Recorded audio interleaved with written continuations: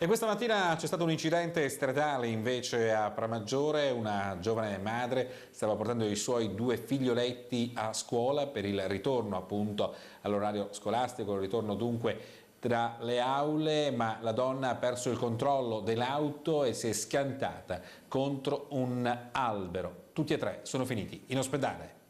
Stava andando a scuola per portarci i suoi due figlioletti. Una giovane madre si schianta in auto.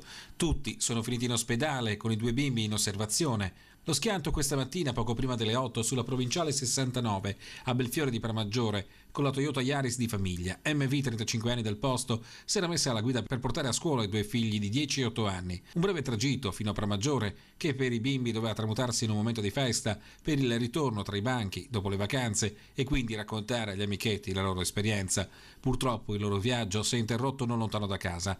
Improvvisamente l'auto è sbandata verso destra, finendo per centrare un albero, un botto fortissimo in cui l'abitacolo si è deformato a tal punto che la giovane mamma è rimasta incastrata. I due bambini invece sono sobbalzati, rimanendo sui sedili posteriori. In soccorso sono dovuti intervenire i vigili del fuoco con i sanitari di Porto Gruaro. Liberata la donna, tutti sono stati trasferiti d'urgenza nel pronto soccorso cittadino. Per i due minorenni si è resa necessaria l'osservazione nello stesso ospedale. Fortunatamente entrambi non hanno riportato conseguenze gravi, anche se la paura ha avuto il sopravvento. Più serie invece le condizioni per la loro mamma. Sottoposta alla diagnostica è emerso un brutto politrauma.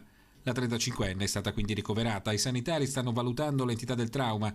Intanto la polizia locale di Pramaggiore con il comandante Francesca Nadalin è intervenuta sul luogo dell'incidente. Toccherà agli agenti stabilire le cause del terribile incidente stradale. Non è escluso che la nebbia, scesa fin dalle prime ore nella zona, possa aver contribuito nello schianto. La viabilità invece è tornata alla normalità in un paio di ore.